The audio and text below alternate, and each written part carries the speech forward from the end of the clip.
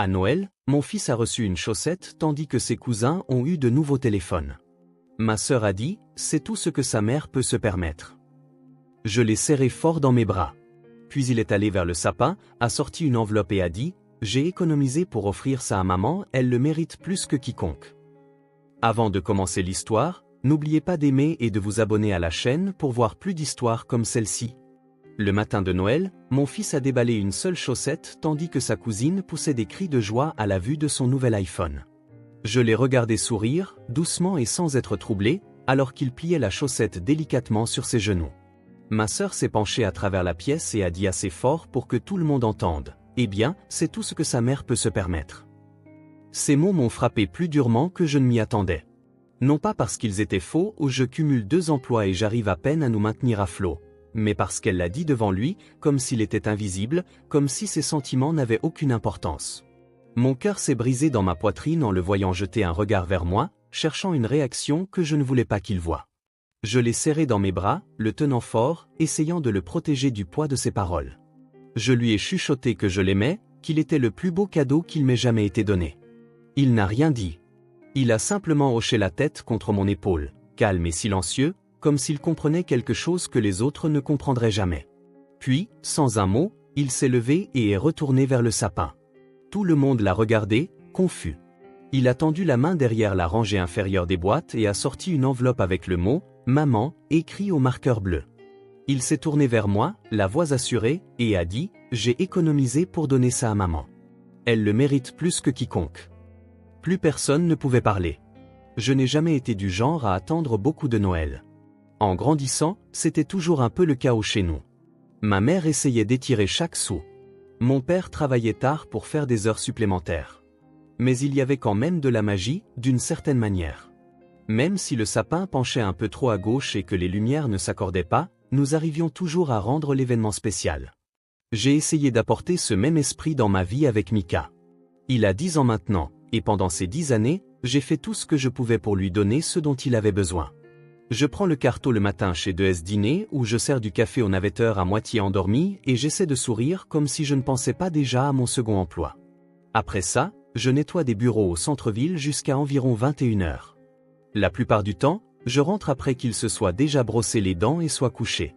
Il me laisse des dessins sur des notes autocollantes sur le frigo, des petits super-héros, des cœurs, je t'aime, maman. Je les porte sur moi comme une armure. Mika a toujours été différent.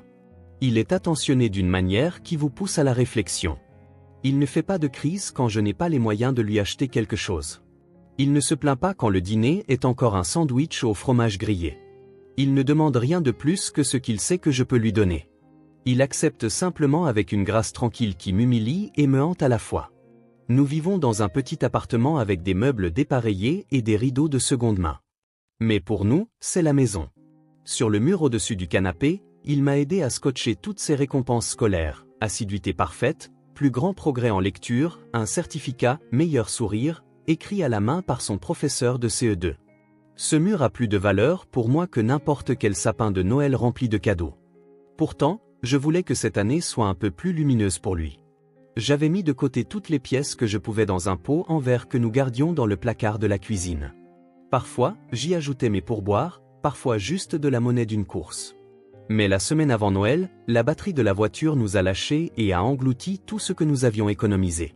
Je suis resté debout sur le parking d'AutoZone, des larmes gelant sur mes joues, fixant le reçu comme s'il m'avait volé quelque chose de sacré. Alors, je suis revenu au point de départ. Il me restait 5 $ après les factures. Je suis allé au magasin à 1 $ et j'ai acheté la paire de chaussettes la plus éclatante que j'ai pu trouver, rouge avec des petits rennes de dessins animés qui volent. Je les ai emballés dans du papier cadeau d'anniversaire restant et les ai attachés avec de la ficelle. Puis je suis resté assise dans la cuisine cette nuit-là, tenant ce petit paquet, me demandant si ce serait suffisant. Mika est entré pendant que je le fixais. « Ça va, maman ?» a-t-il demandé. J'ai souri comme si ça n'était pas douloureux. Je réfléchissais, c'est tout. Tu n'as pas à t'inquiéter. Noël n'a pas besoin d'être grand. Tu le rends toujours spécial. C'est ce genre d'enfant qu'est Mika. Le matin de Noël, nous nous sommes habillés de nos plus beaux vêtements. Lui dans un pull de taille trop grand. Moi dans une écharpe que j'avais trouvée en liquidation. Nous avons pris le bus jusqu'à la maison de ma sœur, Zara. Elle a bien épousé son mari, qui dirige une entreprise de technologie, et leur maison ressemble à quelque chose sorti d'un catalogue. Murs blancs, fenêtres pleine hauteur, meubles épurés que personne n'a le droit de toucher. Chaque année, elle invite la famille, notre mère, notre oncle Devon, des cousins, des voisins. C'est plus une démonstration qu'une célébration. Mais j'y vais parce que Mika mérite d'être entourée de gens, même s'ils ne le comprennent pas toujours. Quand nous sommes entrés chez elle ce matin-là, l'odeur des roulés à la cannelle et du sapin m'a frappé comme un souvenir que je n'avais pas vécu. Son sapin était immense, scintillant d'ornements parfaitement agencés, et en dessous trônait une montagne de cadeaux empilés si haut qu'il ressemblait à un second sapin.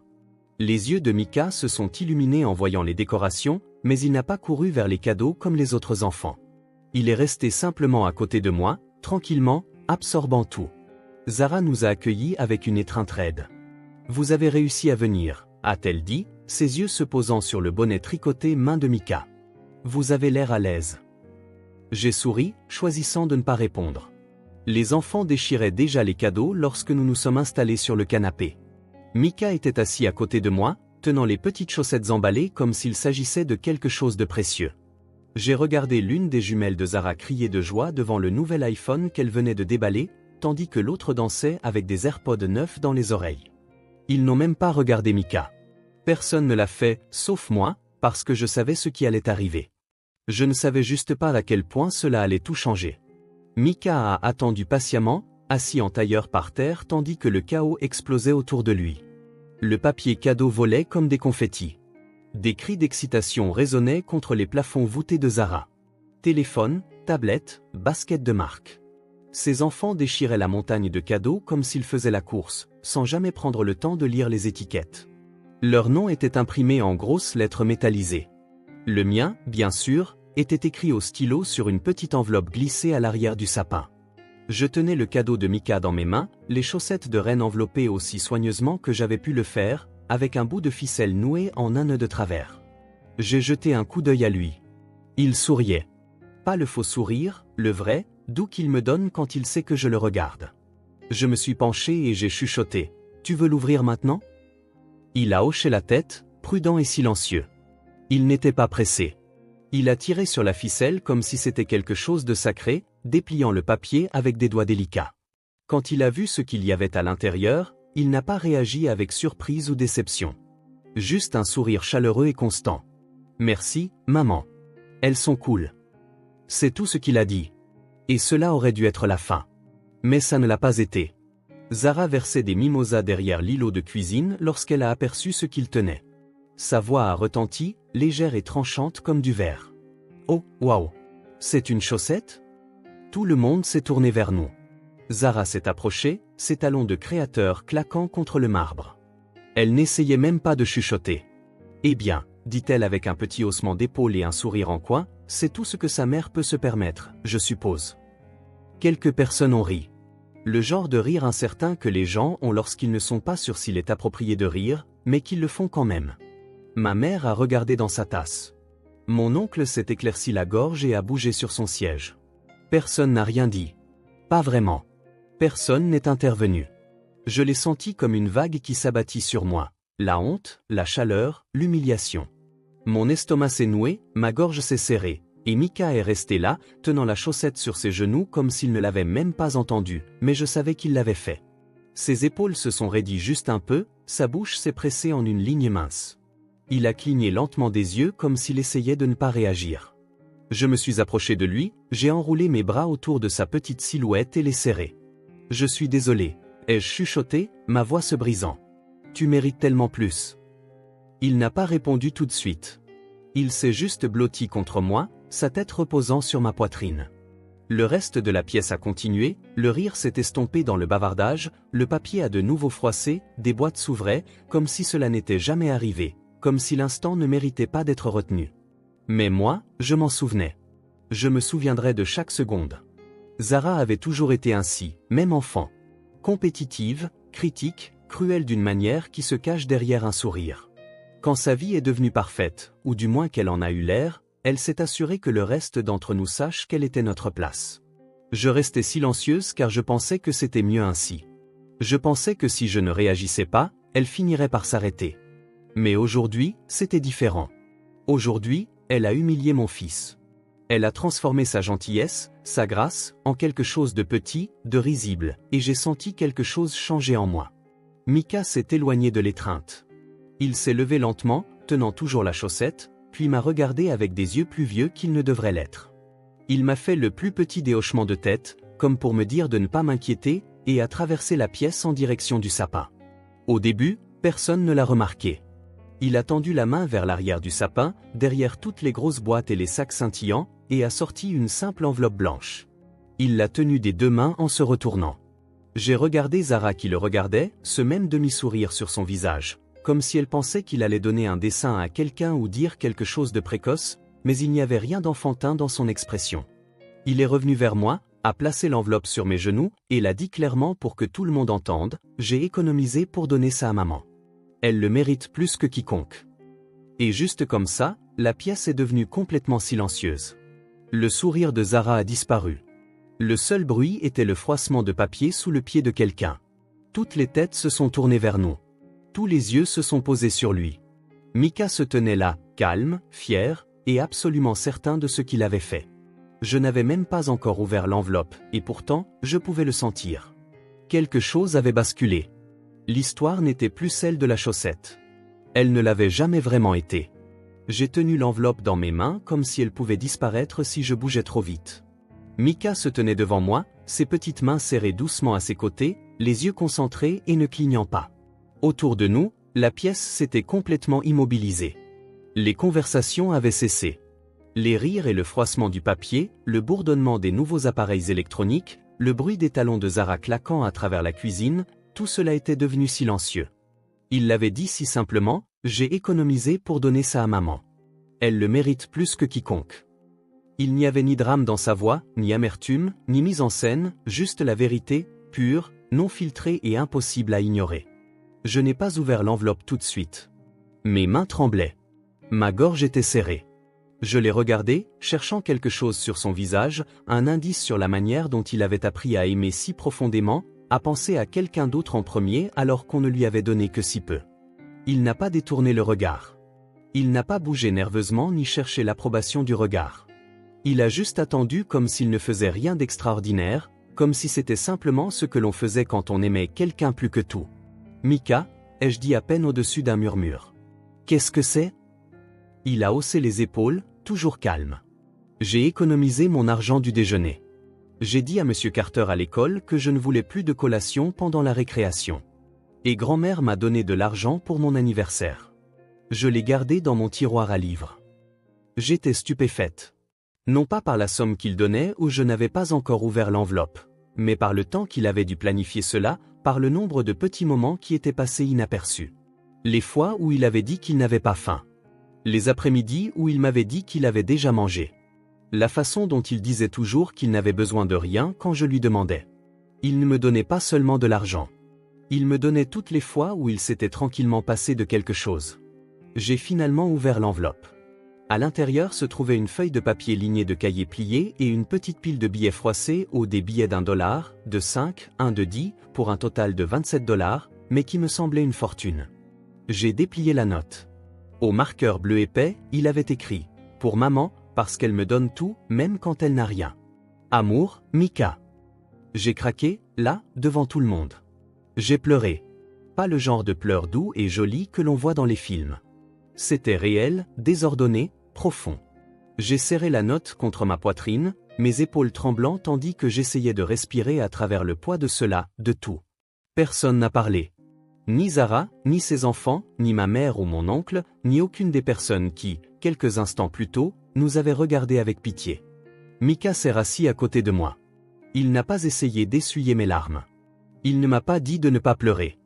Il a simplement placé sa petite main sur la mienne et a reposé sa tête contre mon bras comme il l'avait fait 100 fois auparavant. Et à ce moment-là, je n'avais plus honte.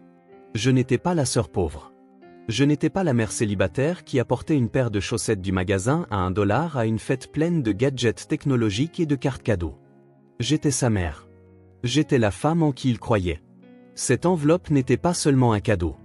C'était une déclaration, une prise de position silencieuse et puissante contre tout ce dont nous étions censés avoir honte. Il avait vu la façon dont il nous regardait, entendu les choses qu'il chuchotait quand il pensait qu'il n'y prêtait pas attention. Et pourtant, il avait choisi de donner. Non seulement de l'argent, mais de l'amour, de la fierté, de la dignité. Et c'est ce qui a tout changé. Parce qu'à ce moment-là, le silence n'était pas vide. Il était plein de réflexions, plein de malaise, plein des choses que les gens n'aiment pas affronter en eux-mêmes. Zara n'a pas dit un mot. Pour la première fois depuis des années, elle était sans voix. Ses yeux ont fui quand je l'ai finalement regardée, et elle s'est tournée vers la cuisine, son sourire disparu, sa posture raide. Mika n'avait pas besoin de gagner qui que ce soit. Il n'essayait de rien prouver. Il était juste exactement qui il était. Et c'était plus puissant que n'importe quel cadeau coûteux sous ce sapin.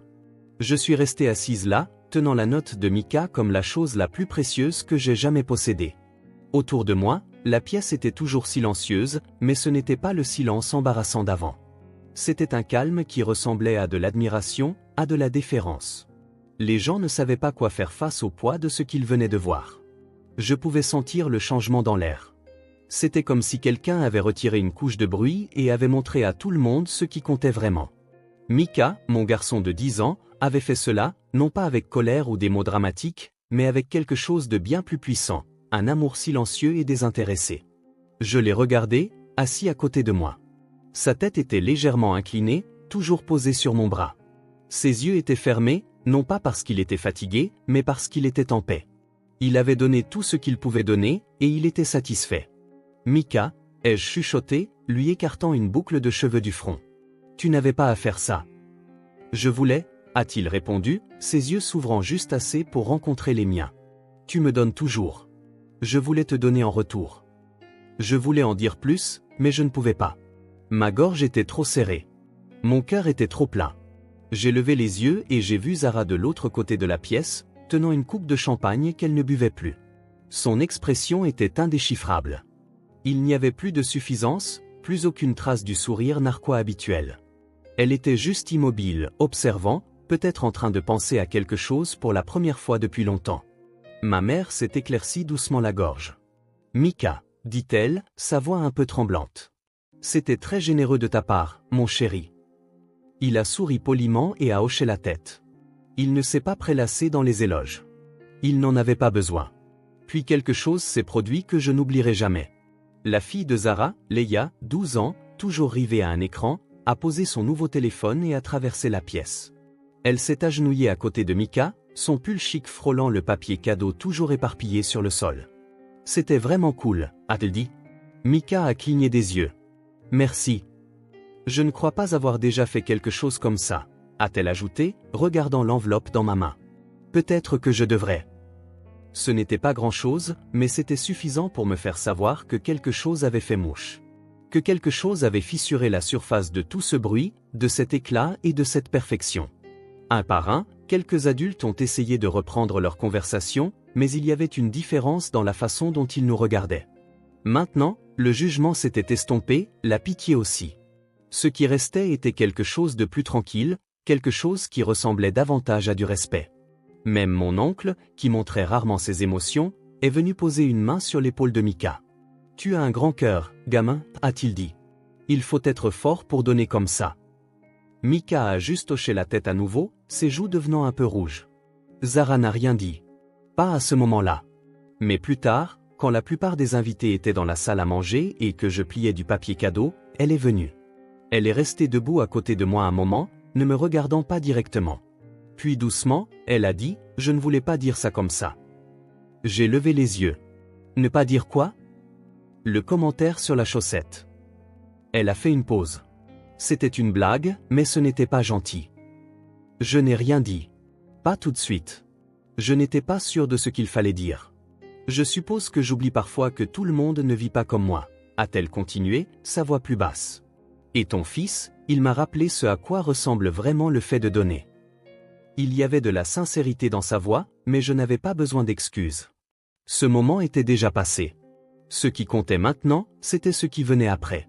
C'est un bon gamin, ai-je dit simplement.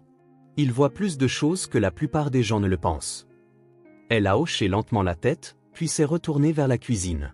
Nous sommes partis peu de temps après, nous avons remercié ma mère, embrassé mon oncle, et aidé Mika à enfiler sa veste trop grande.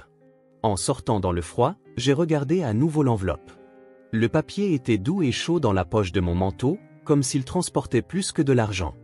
Il transportait une preuve, la preuve que l'amour, lorsqu'il est enraciné dans le sacrifice et la sincérité, peut ébranler même les personnes les plus inébranlables. Dans le bus pour rentrer à la maison, Mika a posé sa tête contre la fenêtre et a fredonné doucement. J'ai tendu la main, j'ai tenu la sienne et je suis resté en silence. Non pas parce qu'il n'y avait rien à dire, mais parce que pour la première fois depuis longtemps, tout avait déjà été dit. Le bus vrombissait tandis que la ville défilait en traînées de gris et d'or derrière la vitre. Des lumières de Noël clignotaient depuis les balcons des appartements et les coins de rue, certaines scintillant follement, d'autres brillant doucement contre l'obscurité. J'étais assise à côté de Mika, nos mains toujours liées, et pour la première fois depuis des semaines, peut-être des mois, je me sentais apaisé. Il n'a pas beaucoup parlé pendant le trajet. Il n'en avait pas besoin. Il avait déjà dit plus en un seul instant, avec une seule enveloppe, que la plupart des gens n'en disent avec 100 mots. J'ai regardé son reflet dans la fenêtre, tranquille, réfléchi, content, et j'ai réalisé quelque chose que je n'avais pas vu clairement auparavant. Il n'était pas seulement en train de grandir. Il était en train de devenir quelqu'un que j'admirais profondément. Quand nous sommes rentrés, l'appartement semblait plus froid que dans mon souvenir, mais c'était le nôtre. Le petit sapin que nous avions installé dans le coin scintillait de lumière dépareillée et d'ornements en papier cartonné qu'il avait fait à l'école. J'ai allumé le radiateur d'appoint et une bougie à la cannelle que nous avions gardée pour les fêtes. Mika est allé dans sa chambre, a enlevé ses chaussures et a tiré une couverture sur ses épaules. Il ressemblait à nouveau davantage à un petit garçon, blotti dans le canapé avec son livre préféré sur ses genoux. J'ai versé 2 tasses de chocolat chaud et me suis assise à côté de lui. « Tu as fait quelque chose de vraiment courageux aujourd'hui » ai-je dit doucement. Il a haussé les épaules comme si ce n'était rien. « Je voulais juste te donner quelque chose. »« Tu m'as donné plus qu'un cadeau, Mika » ai-je dit, lui caressant les cheveux en arrière. « Tu m'as donné quelque chose dont je ne savais pas que j'avais besoin. »« Qu'est-ce que c'est » a-t-il demandé. « L'espoir. La force. Tu m'as rappelé que je m'en sors bien. Même quand c'est difficile. Même quand les gens essaient de nous rabaisser. » Il a regardé dans sa tasse, puis a souri. « Tu t'en sors bien, maman. Tu t'en es toujours bien sortie. » J'ai repensé à ce moment dans le salon de Zara, à la façon dont les gens nous avaient regardés avec pitié, avec surprise, avec quelque chose comme de la honte, et comment tout cela avait été effacé par la vérité tranquille de ce que Mika avait fait. Le cadeau qu'il a donné n'était pas une question d'argent. 27 $ pouvaient à peine acheter un billet de cinéma et une collation. Ce qui le rendait inestimable, c'était la pensée, le sacrifice et l'amour derrière. Chaque dollar avait une histoire. Chacun de ces billets froissés représentait une collation sautée, un jouet refusé, un moment de retenue de la part d'un enfant de 10 ans qui savait qu'il voulait faire quelque chose de significatif pour quelqu'un d'autre. Il m'a rappelé que l'amour ne se mesure pas en papier cadeau ou en étiquette de prix. Il se mesure dans les choses que nous sacrifions les uns pour les autres. Les petits choix quotidiens de faire passer quelqu'un d'autre en premier. Plus tard cette nuit-là, j'ai ressorti sa note et je l'ai scotchée au mur au-dessus de notre canapé, juste entre son certificat de meilleur sourire et son ruban d'assiduité parfaite. Peu importait que ce ne soit pas un certificat officiel. Ce morceau de papier contenait plus de vérité que tout ce qu'un adulte lui avait remis de toute l'année. Dans les semaines qui ont suivi, les choses ont subtilement changé dans notre famille. Zara n'a pas dit grand-chose, mais elle a commencé à envoyer un peu plus de messages. De petites choses, prendre de nos nouvelles, demander si Mika avait besoin de fournitures scolaires, proposer de nous conduire à des rendez-vous chez le médecin lorsque les bus étaient en retard. Elle n'a pas mentionné la chaussette. Elle n'a pas mentionné l'enveloppe. Mais je pense à ce moment chaque fois qu'elle propose quelque chose avec un peu plus de chaleur qu'avant. Mika et moi sommes retournés à notre routine. L'écart au restaurant, les devoirs, les dessins animés le soir. Mais quelque chose en moi avait changé. J'ai cessé d'avoir honte. J'ai cessé de voir ce que nous n'avions pas et j'ai commencé à voir ce que nous avions. Une maison, un lien, un garçon avec un cœur assez fort pour réduire au silence une pièce pleine de gens qui pensaient qu'ils avaient tout. Et si vous regardez ceci, si vous avez déjà eu l'impression que votre meilleur effort n'était pas suffisant, je veux que vous vous en souveniez. L'amour n'a pas besoin d'être bruyant pour être puissant. Il n'a pas besoin de ruban ni de reçu. Parfois, il se présente sous la forme d'une petite enveloppe et de quelques billets froissés. Et c'est plus que suffisant. Parce que ce Noël-là, mon fils ne m'a pas seulement fait un cadeau. Il m'a rendu ma dignité. Il m'a donné le genre d'amour qui ne peut pas être déballé. Seulement vécu. Et personne dans cette pièce, pas même ma sœur, ne pouvait parler parce qu'au fond d'eux-mêmes, ils le savaient aussi. Si cette histoire vous a touché de quelque manière que ce soit, si elle vous a rappelé quelqu'un que vous aimez ou quelque chose que vous avez vécu, j'espère que vous prendrez un moment pour me le faire savoir dans les commentaires. Je lis chacun d'eux, et vos histoires comptent tout autant que la mienne. Si vous croyez que le monde a besoin de plus de rappels que l'amour et la gentillesse sont plus forts que le jugement, partagez cette vidéo avec quelqu'un qui en a besoin aujourd'hui. Il pourrait s'agir d'un ami, d'un parent, d'une sœur, peut-être même de vous-même. Et si vous voulez plus d'histoires réelles comme celle-ci, brutes, honnêtes et venant directement du cœur, n'oubliez pas d'aimer la vidéo, de vous abonner à la chaîne et d'activer les notifications pour n'en manquer aucune. De mon petit coin du monde au vôtre, merci d'être ici. D'ici la prochaine fois, serrez vos proches contre vous et ne laissez personne vous faire sentir petit parce que vous aimez.